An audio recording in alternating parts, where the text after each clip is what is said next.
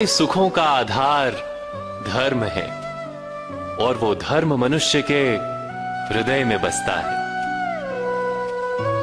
तो प्रत्येक निर्णय से पूर्व स्वयं अपने हृदय से ये प्रश्न अवश्य पूछ लेना कि ये निर्णय स्वार्थ से जन्मा है या धर्म से। क्या इतना पर्याप्त नहीं?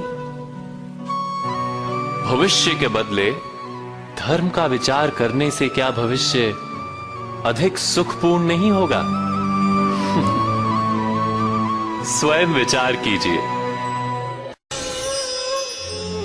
व्यक्ति को जब उसके अपराध का दंड मिलता है तब कभी कभी उस न्याय को देखकर मन कचोटता है। प्रश्न उठता है हृदय में कि जब वो अपराध हुआ था तब व्यक्ति भिन्न था। उसके पश्चात उसने इतने पश्चाताप किए, स्वयं में इतना परिवर्तन किया, फिर उसे दंड क्यों मिले? पर जहां आघात होता है वहां प्रत्याघात भी होता है। जैसा कर्म वैसा फल। यदि किसी को प्रेम दोगे तो सुख प्राप्त होगा, यदि किसी की हत्या करोगे तो मृत्यु दंड मिलेगा। जैसा कार्य वैसा ही न्याय। तो फिर प्रायश्चित और पश्चाताप का कोई मूल्य नहीं है? अवश्य है मूल्य। प्रायश्चित और पश्चाताप मनुष्य की आत्मा को बलवान करता है। आने वाले दंड को स्वीकार करने के लिए मनुष्य को तैयार करता है। अर्थात बिना प्रायश्चित के दंड स्वीकार करने का कोई मूल्य है? स्वयं विचार कीजिए।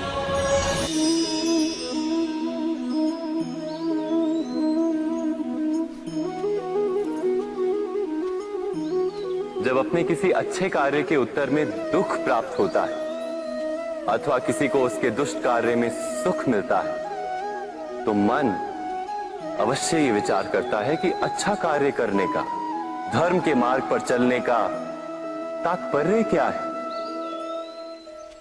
पर दुष्ट आत्मा को क्या प्राप्त होता है ये भी देखिए।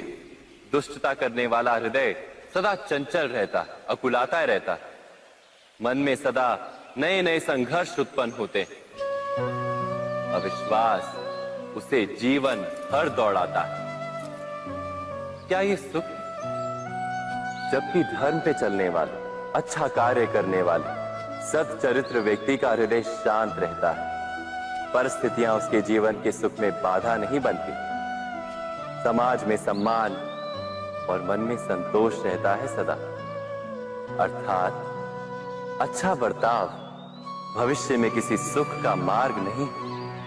अच्छा बर्ताव स्वयं सुख, अथवा बुरा बर्ताव भविष्य में किसी दुख का मार्ग नहीं। अधर्म उसी क्षण दुख उत्पन्न करता है। धर्म से सुख नहीं, धर्म स्वयं।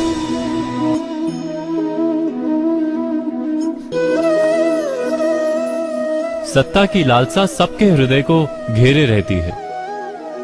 प्रत्येक व्यक्ति अपना एक राष्ट्र निर्मित करने का प्रयत्न अवश्य करता है।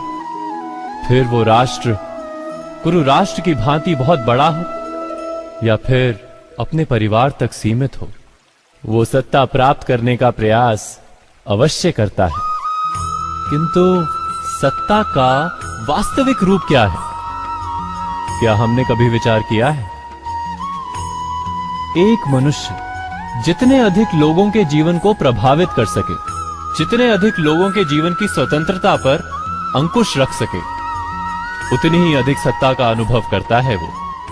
सत्ता का वास्तविक रूप ही है अन्य के जीवन पर स्वयं का प्रभाव। किंतु क्या वास्तविक प्रभाव प्रेम, दया, करुणा और धर्म से निर्मित नहीं होता? जब भी मनुष्य कठोरता और अधर्म से सत्ता प्राप्त करने का प्रयत्न करता है तब वो दूसरों के हृदय में विरोध अथवा विद्रोह को जन्म देता है। और परिणाम कुछ इस प्रकार। हां, कुछ समय के लिए वो स्वयं को प्रभावी और शक्तिशाली अवश्य पाता है, किंतु वो वास्तविक सत्ता नहीं। यही कारण है कि भृगु और वशिष्ठ जैसे ऋषियों की आज भी पूजा की जाती है, रावण और हिरण्यकश्यप की नहीं। इस पर तो आप विचार अवश्य करें। सत्य कहा ना।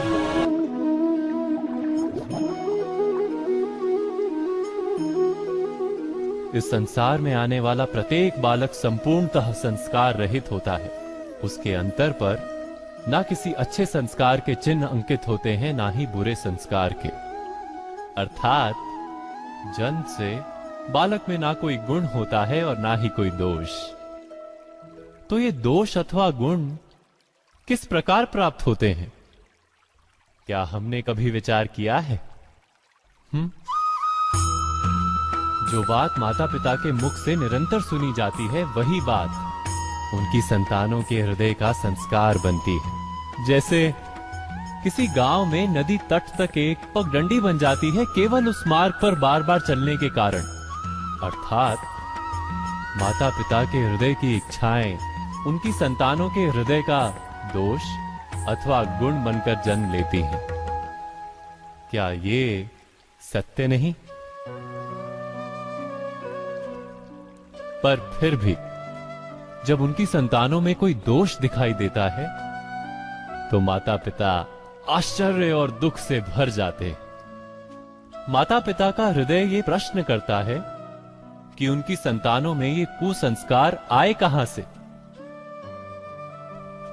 सत्य तो यही है कि माता पिता अपनी संतानों को अनजाने में ही कुसंस्कार के बीज दे देते हैं, जो उनके संतानों की हृदय भूमि पर कुसंस्कार का वृक्ष बनकर उगता है। अर्थात अपनी संतानों को सुसंस्कारी और धर्ममय बनाने की आशा रखने वाले प्रत्येक माता पिता को प्रथम अपने हृदय की इच्छाओं पर अंकुश रखना क्या अनिवार्य नहीं?